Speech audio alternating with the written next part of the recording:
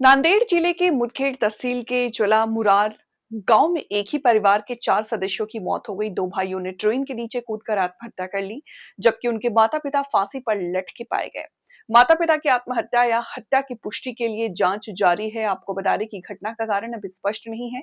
शुरुआती आशंका है कि यह घटना आर्थिक तंगी के कारण हुई।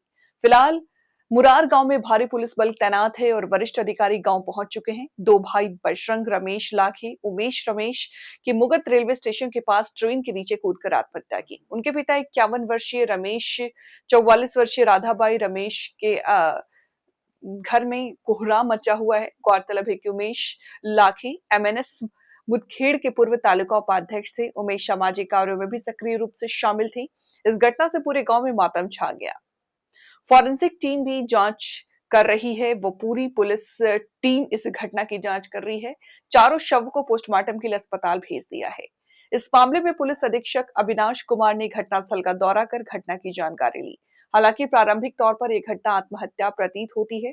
पूरी टीम इस मामले की जांच कर रही है। ऐसी आशंका जताई जा रही है कि घटना आर्थिक परेशानियों के कारण घटी होगी।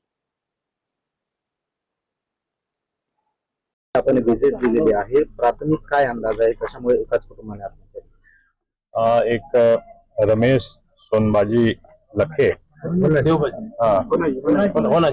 रमेश लखे सावंत एक त्यांची फॅमिली होता, यामध्ये की नवरा बायको आहे आणि तसेच 2 त्यांचे एडल्ट सन होता।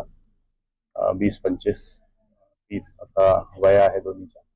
तसा 4 फॅमिली मेंबर्स, ज्यामध्ये पेरेंट्स 2 आणि 2 मुलगा त्यांचे, असा इथे डेड बॉडी सापडलेली आहे। जे घर आहे त्यामध्ये आई वडीलचा आणि तसेच रेल्वे ट्रॅकवर त्यांचे दोन्ही मुलगाचा बॉडी आज सापडलेला आहे। त्यामध्ये प्रथम दृष्ट्या असा दिसतो, मी घरी पण व्हिजिट केला, आमचे सर्व ऑफिसर फॉरेन्सिक डॉग स्क्वॉड, आणि आसपास विचारल्यानंतर असा दिसतो एक प्रथम दृष्ट्या की थोडफार आर्थिक परिस्थिती जास्त चांगली नाही।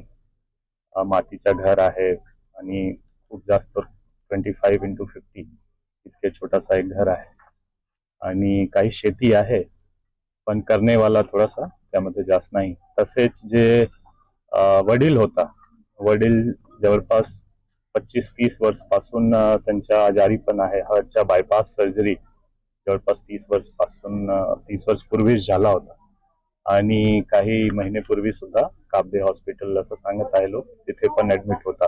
तो एकंदरीत फिजिकल आणि फायनान्शियल सिच्युएशन खूप चांगला नव्हता। हा एक पार्श्वभूमी दिसतो, पण आज काय झालेलं आहे ते पोस्टमॉर्टम आणि आमचे अजून तपासमध्ये थोडा जास्त क्लिअरिटी येईल।